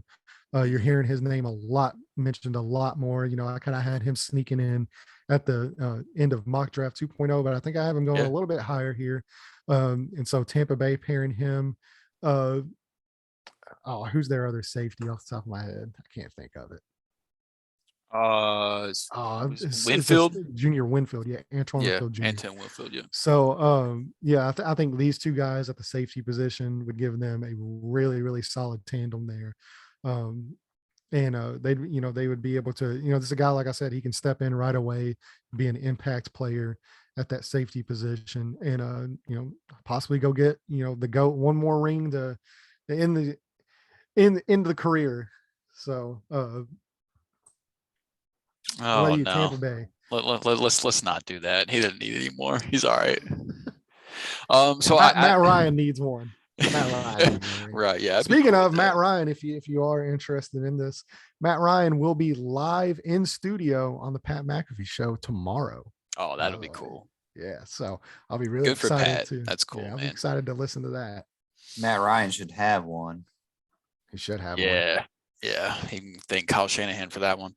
All right, so I've got them taking another guy that I've been reading a lot of first round buzz about, and that's defensive tackle Travis Jones out of UConn. I think there's a decent chance he ends up sneaking in the first round, just off of what I've been reading. We'll see how real any of that is, but he's a guy whose name I've been seeing a lot more here lately. So I've got him squeezing into the first round. I can dig it. All right, Green Bay, you are on the clock, and I promise I will finally give you a wide receiver now. After you killed me with 22, I'm sure all you Packers fans are really angry. Mama, I'm sorry. You pimp squad baby for life. I'm legally blind. I don't know if have you seen that video? No, I haven't. Oh man, I gotta send that to you. I'll have to send it, or else you don't get the joke. But it's a woman, and she got arrested, for driving a getaway car or something. They were like, well, how do you drive? She's like, well, I'm legally blind. And she's getting put in the cop car. She goes, Mama, I love you. P.O.P. Hold it down. Pimp squad baby for life. That's funny. Dude, it's one of the best internet videos in the world. It's so funny. I'll shoot it your way. If you haven't seen it, if you listen to the show, you haven't seen the I'm legally blind video, go ahead and pull that up. Do yourself a favor, get some laughs. So Green Bay, you finally on the clock. You're getting that first round wide receiver. Have them taking a guy that Drew had going here at 24. I have them taking Jahan Dotson out of Penn State.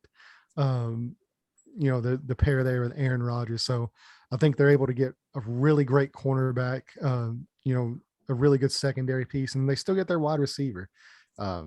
So Drew, were you going here? You double dipping? No, I'm not. I'm taking a guy that, as we're doing this live and I did not have my mock draft written down in front of me, it's a guy that I realized that I would typically have going a lot higher than this. But this is where I pay the price of doing this fun exercise of just truly doing it live and not writing it down. And that's a guy that I talked about earlier with their smoke being all the way up at number 4. And I've got him going off here at 28. And that's the edge Jermaine Johnson. Wow. I forgot you didn't even have him off the board. No, I did too, man. And it just hit me that I didn't. So I'm not going to let the first round, it just literally, as we're doing this, was like, wait, I didn't pencil in Jermaine Johnson anywhere. You know what you could do if you want, man? You could swap George Karlaftis with Jermaine Johnson. I think that's a much more likely outcome. I put Karlaftis up there just because I think the NFL's higher on him than me, but I think Jermaine Johnson is a more likely outcome. Well, I mean, look, we'll give you a mulligan if you want to do it real quick. You know what? I'm going to do it because I think that's more likely of how it plays out. And that's the guy I was considering putting up here.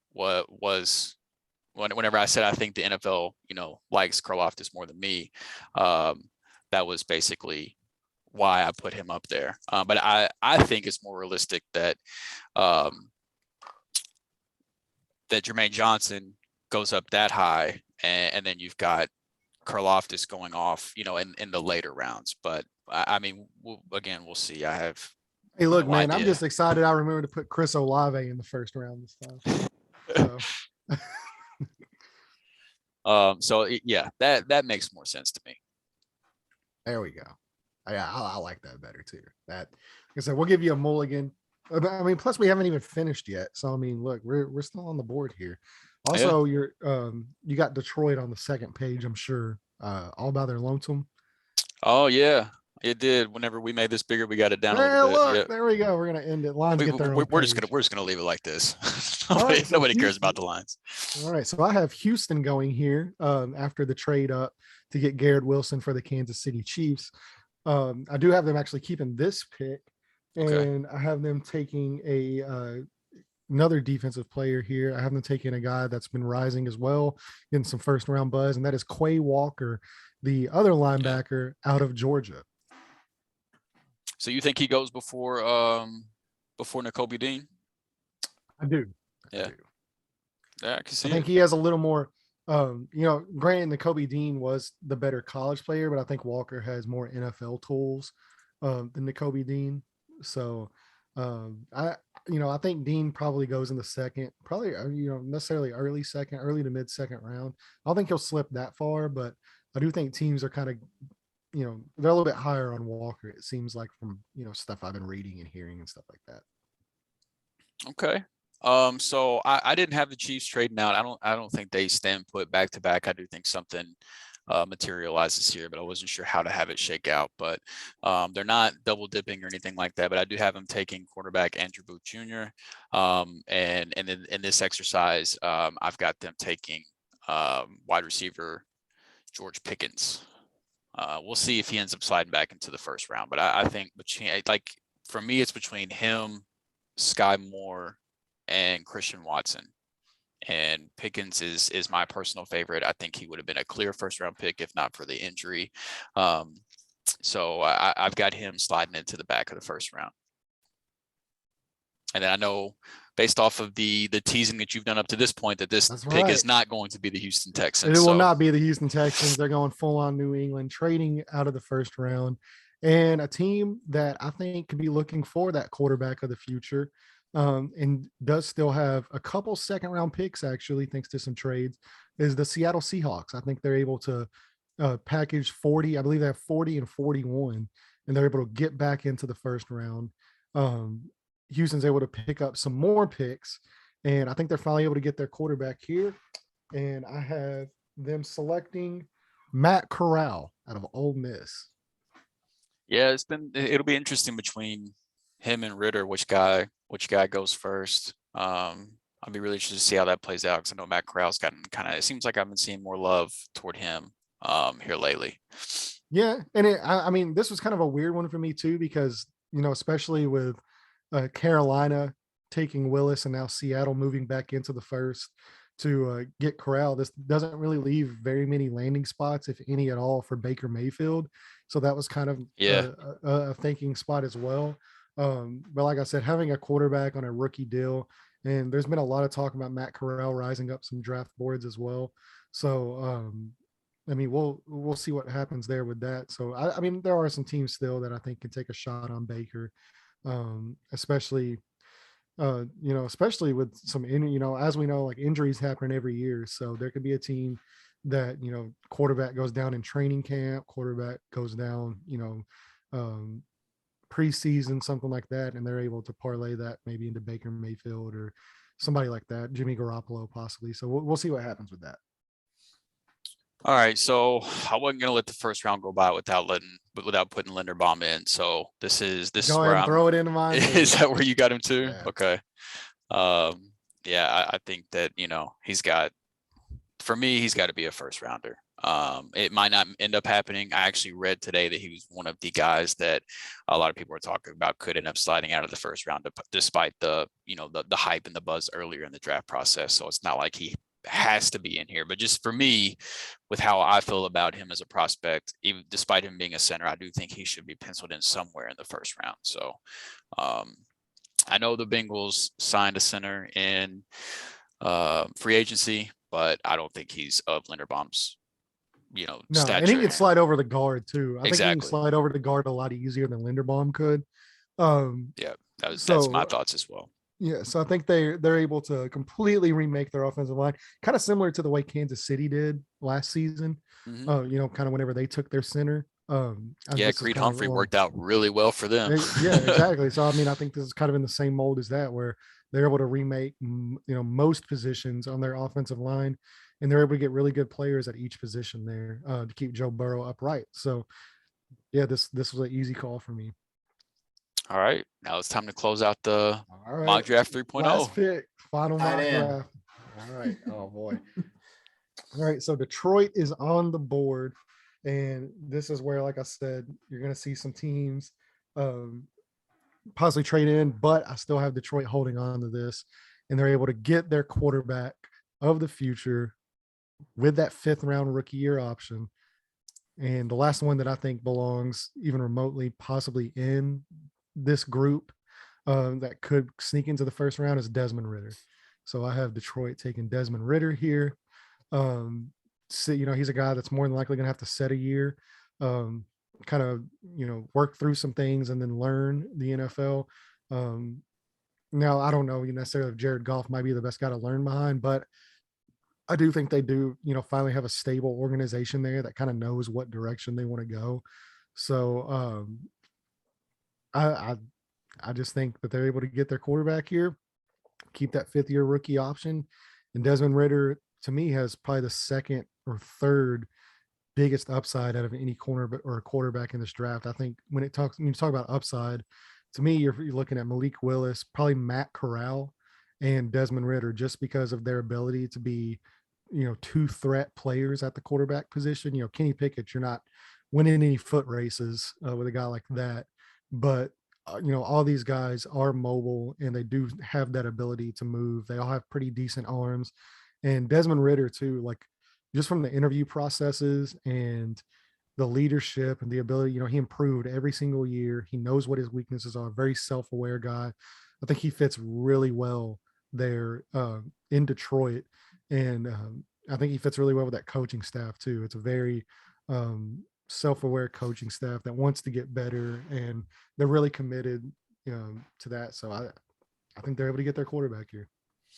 Yeah, I the first 2 mock drafts, I had them taking a quarterback here, and the more I thought about it, I thought, if they really like a quarterback, I feel like they should take their number 1 guy at 2. And if they don't do that, at that point, the way the quarterback position has been lately, if you've got a quarterback, and the 5th year option is nice to have, don't get me wrong, but the 5th year option isn't as cheap as the other 4 years of the deal. And most quarterbacks, if you're still sitting around thinking, man, do we want to pick up their 5th-year option or not? It's probably not even your guy anyway. Like most of these guys are getting extended after like year 3 anyway. It is nice to have that extra 5th year to evaluate, though. Like that is an added bonus. But just like if I don't have them taking 1 at 2, I don't know if I could do 32. I think they might even trade out of this pick for a team that might want a quarterback that's left on the board that didn't have a 1st-round pick. Like I like the Seattle trade up that you had a couple of picks earlier. I like that. But if they stay put, I think they have some areas of need. I think this could be a sweet spot for like a linebacker, defensive tackle, maybe another offensive lineman. It's not a huge need for them, but again, you can't really have enough offensive line. But I ended up going with Nakobe Dean. I have started to trend toward the direction that I think Quay Walker might come off before him as well. And that was essentially the 2 players that I was going back and forth with for this pick. But I still like Nakobe Dean a lot as a player. And since I was going away from the quarterback, ended up going in this direction and giving them a linebacker to fill another hole in that defense. I can dig it, man. And he like, he's a very cerebral guy, very instinctual. He does. I think he's another guy that would probably fit really well, with that culture and what they're trying to build up there. So yeah, I mean, I can agree. So, is that it? We're done. That's it. That's 32. 32. Lock it in. We are officially done. Mock draft 3.0. That means at least most of these guys we will have correct. Lock it in. Lock it in. Big Jared. Going to bed. Closing thoughts. Yeah, I think that's where Drew's headed to here shortly. So anything you guys want to add before we go ahead and close the show up? No, I will say I definitely feel much less confident this year than I did last year, despite last year being the first year I ever did a full, 1st-round mock draft on a podcast. And this being year 2, this year feels so much more difficult to try to piece together. So hold on. I do want to, what are we setting the success? Like if we get this many guys correct, we had a successful mock. What are we setting that at this year? I'm going to say 10. I was going to say 8. 8. Yeah. I'll go with 8. But that's what, 1/4 of the picks, right? Yeah. I think if in a class like this, if I can connect 1/4 of player to team, I'll be happy. Obviously I would like to see more, because I think that would be lower than last year, but if I can get 1/4 of this year's draft right, this year's 1st round right, I'll be happy, because it's just trying to figure out where the quarterbacks are going to go. And it's there's so many names that you're hearing. Like once you get into the 20s, there are so many names. Like I didn't even even the teams. Yeah, I didn't put Daxton Hill in there. I didn't put Arnold Ebiketie in there. Yeah, that's another guy that I really wanted to put in there. Tyler Smith, the tackle from Tulsa. I've been hearing his name, and I like him more than Bernard Raymond, but he's another offensive lineman as well. That there was something crazy that I believe. So in NFL, a team's GM came out and said this last week. He said this is one of the drafts that you're going to see guys come off in the 1st round that other teams have 3rd round grades on, and you're going to see guys drafted in the 3rd round that other teams have 1st round grades on. Yeah. He said there's no rhyme or reason to any of the players in this draft. Every team's board is going to look completely different, to where you don't really know where any of these guys are going or how any of this is going to play out, especially since we threw trades in the mix as well. I mean, this could be just a complete disaster. Yeah. I mean, I only had 2 trades. And I think there will be, when it's all said and done, I think there'll probably be about 4, would be my guess. And then I've only got, a lot of these teams are looking to move out of the 1st round completely. Right. But to move out, you got to have teams that want to move up, and Exactly. that's Nobody where wants to move up. that's why I struggled to mock the trades. Was like I could pick plenty of teams that I thought would be smart to trade back. It was finding the match of the team to trade up with them to make sense for me to do it. And the other thing the other takeaway from me on this was I only had 2 quarterbacks come off in the first round. And I mean, that how much I like Desmond Ritter. And I think Matt Corral has some upside as well. I think it wouldn't shock me if those guys also go in the first round. But I had trouble putting more than 2 quarterbacks in there as well. And because I do think Malik Willis and Kenny Pickett go in the first round. And then after that, I don't know what to do with quarterbacks this year. It's tough, man. This was a tough one for sure. I'm going to put the success rate for mine just because I did do so well last year. I am going to give myself a little benefit of the doubt here. I'm going to say 10. If I can get 10 picks correct, I think this will be a successful mock for me. But if not, even if I get 8, I'll still feel really good about 8. If I get it, for sure. So yeah, this was just, especially if some of these trades, if I can, if some of these trades happen, even if it's not the right player, but say Kansas City moves up and they take Drake London over Garrett Wilson, if they do decide to move up with the Houston Texans, if I pull that trade off, I'm going to be ecstatic. Right. So, I mean, yeah, this was a tough one for sure.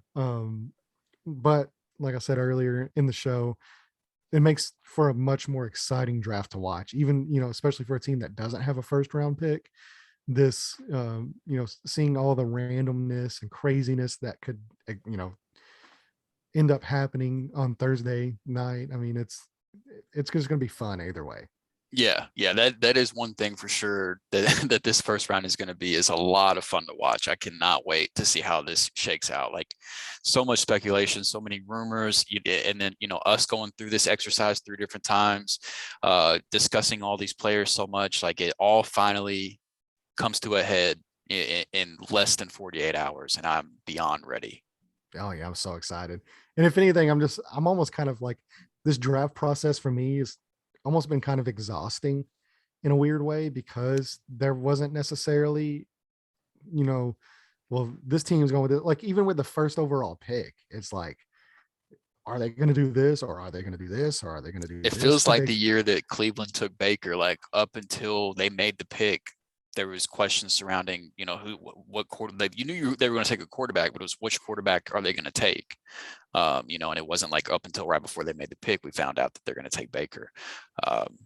It feels kind of like that to me. Like I really don't know. And that I think off the top of my head, I think that's the last time I felt like this with the number 1 overall pick. There's nothing else there's not another first round pick since then that I can think of where I was, so up in arms about who was going to go. Well, I can already tell you, next year's draft will probably be a lot easier. Yeah, the top 2 picks should be pretty simple. Well, I mean, possibly. I know that defensive end there out of Alabama might have something to say about that. That guy's pretty good play. Yeah, yeah. Next year's. Why are we already talking about next year? We're psychos. I know. Well, I know. Like, as soon as this draft ends, that's when it begins for us. So truly, this has been really fun, though. I'm so excited we're through this and finally got this locked in. We're ready to go. So, by the way, if you're not following on YouTube, we are at the 3-Man Rush podcast. Go ahead and give us a subscription, click the bell notification where you get notified any new videos, especially now. Once the draft is over, NFL season kind of starts, it slows down a little, but then it starts to ramp up. Yeah. So we're going to be with you all the way through preseason. Obviously, baseball's still going on. NBA is getting closer. Hopefully we have a Milwaukee-Boston matchup here. I think that would be a really good series as well. So we might do some NBA talk, especially as it gets closer to the finals. Just, keep things, fresh and stuff like that. But if there's any suggestions that you guys have, you want to see some certain types of videos or something like that, go ahead and shoot us a message down in the comments. Let us know some of the stuff that you guys want to watch and that we're able to produce for you as well. And if you're not following on Twitter, go ahead and follow us at 3-Man Rush Podcast as well on Twitter. We're really active on there. We have a lot of really good fans that we talk back and forth with all day. It's been super fun, especially through this draft process with you guys. So we appreciate all the support there. And don't forget, we do giveaways So, we will be going through possibly deciding on a new giveaway we're going to be doing for the month of May here soon, seeing what we can get you guys as well. So those are all free to enter on our Twitter. Whenever we do decide, you'll get a notification. If you do follow us, make sure to turn tweet notifications on. That way you're ready to see that whenever we do the giveaways, you're able to get that notification. You're able to enter a very simple process, like, comment, give us a follow. And you're entering in for some free NFL autographed memorabilia. And don't forget, once the NFL draft is over this weekend, that also means that these rookies now have landing spots, which means we can really start talking about some dynasty fantasy football, which is so much fun. So it's almost time to crank that, crank up the dynasty talk too. Yeah, exactly. I know Big Jared's excited to get to some more fantasy stuff finally. He's probably over all this draft stuff. I'm so ready for the draft to be over. Yeah, exactly. He's like, I'm just trying to win some money. He's trying to give you guys some lineups. So the closer we get to that, the more hype Jared gets, for certain. So like I said, go ahead and give us a subscription here on YouTube. Go ahead and follow us on Twitter at 3 Man Rush Podcast. Also, go ahead, if you are listening on Spotify, you're listening on Apple Podcasts, you're listening on Amazon Music, any of those, go ahead and subscribe to the podcast on there as well. That way you'll be notified as soon as we drop new episodes.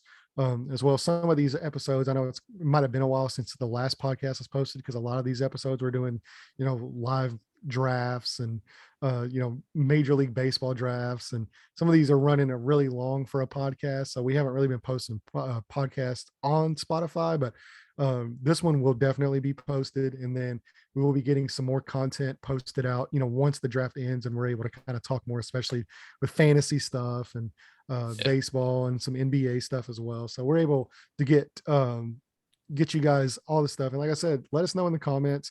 Let us know if you are a fan of any of the teams here. Let us know if we hit on the team, if you really like the pick. Let us know if we're idiots and we don't know what we're talking about. Any kind of feedback is welcome. And we're not afraid to go back and forth to you guys at all. We really appreciate all the support, and let's get to the draft, guys. Let's do it, man. All right, thank you guys so much. We'll see you next time.